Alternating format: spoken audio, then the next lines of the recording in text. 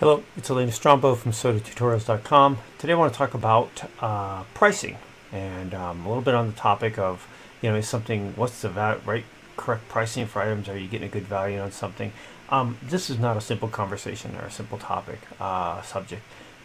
Problem is, in the real honest truth, if something is really priced right, it's really priced right if the player who's buying it believes they're spending some money and getting an equal or better value from the item. So things change in pricing. I may price something for 10,000 gold while someone else prices for 12 and some for 20. What's correct? I don't know. I think the proper answer is, what's the average? What can you generally expect? One of the easiest things to identify are some of the resources, specifically not just resources, things like recall scrolls. I know historically from playing the game that recall scrolls go for about 150 gold pieces each. I've seen them sold for 180, 200. I've seen them sold for 130. But by and large, if I go to a vendor and look for a recall scroll, I'm going to see it for about 150. And that includes teleport scrolls. So here's 150 gold pieces. This is right on the mark. Now I've made some myself and counted out the cost of making one. That's actually just barely above breaking even as far as what it costs to make one and what you're selling it for. But it's also, these are one of those things you want to, even though it just makes barely any money, you want to put them on there because it draws people. I come here a lot because I do use recalls and teleports, so I come here. So I know that's a really good price, but I know that because that's what I've seen in the game. I know that's a good average price on it and on there. But if I look at something like this, I see a player-owned town village lot deed. So this is a tax deed and it's for a player-owned town for a village lot. So one step up from a road lot, but it's a village one. It's 300,000 gold. Is that a good price? I don't know. I have to do some type of research. So in figuring out if something's a good price, one of the best places to go to is shroudoftheavatar.com and go to the forums. In the forum, there's a player marketplace, and where you can buy, sell stuff. There's commodities, and there's houses and lot listings and stuff. Go see what they sell for. Now, some of those sellings will be in gold. Some of those sellings will be in cash or a store credit, which is basically cash. You get an idea of what they're selling for. And you can see what they're actually selling for.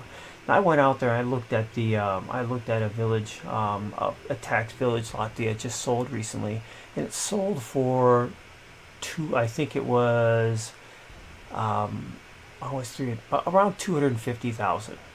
It came with a house, it came with a basement, and it came with a hatch for the basement and the deed for 250,000. That's a pretty darn good price. I don't think that's a normal price. I think that was actually a really good price. But I just know by looking at some of the other ones that around 250,000 gold is probably a good price for a village, this type of village deed in here. Is that price wrong? No, because someone may need one and want one fast, and it may sell at that. Once again, what's the right price? Whatever it sells at. So nothing bashing on the owner of this. It's it's in the ballpark, but I know if I look around, I probably can dig one up for a little bit less.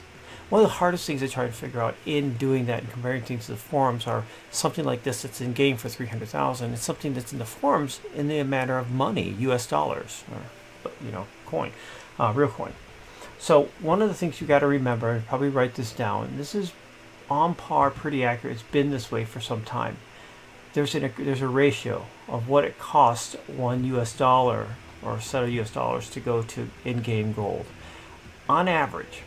And it's been selling a little bit lower than this as of late, around $28. But if you, just for rounding purposes, $30, 30 actual real dollars, will get you at least 100,000 gold, in-game gold. It means you can go onto the forums, there are postings there. You can pay someone via PayPal $30 and you'll get 100,000 gold. So if I look at this and said, well, that's 300,000 gold. On average, I'd probably have to go spend $90 cash to get 300,000 gold to buy this. So if I want to equate this player-owned town village deed, it's about $90. My pricing, what I'd seen before with a house in the basement, it was about $75. So that's how I had to make the conversion on that. But you need to write that down. That's an important ratio. It's the ratio of US dollars to gold. So you can go back and forth on that. And that will help you in some of the pricing. So in looking at this one, I can't run around the entire world of Novia looking for this type of deed and looking at all the prices. It's just not going to happen. It's easier to go to the forums and find these that are selling for gold or for dollars do my comparison there, and then equate is this a good price or not. At $90, is that a bad price? No, because actually on the Shroud of the Avatar add-on store, you can buy this D still, and it's like $100 and some odd. So this even is still better than what the price you get on the add-in store. I just know on the player market, you probably get it for just a little bit less. But if you need it now, and you need it with gold, that would be it. What if you wanted to buy this, but you don't have the gold, you want to buy it with dollars? Well, I mean, you could talk to the owner. If you mouse over it, you could message them and say, hey, would you take dollars for this, and just do it that way. Or the other thing is to take dollars and buy gold, then come back here and buy it with gold that's in there. So that's generally how I figure out pricing. Things like commodities like ore or wood is really easy to figure out because they're pretty much stock standard. When you start getting the things like houses or these potions, what's the right price? You really have to just start shopping around and seeing. Go to a place like Owl's Head, go to maybe Arteris, go to Xenos, or towns that are some of the Brittany towns, like I think I'll say Brittany Field, Brittany Wharfs, I think it is. You can go to these certain towns that actually have a lot of vendors side by side. Go look at prices, look at them, see what they look like day by day. Just get a feel on it.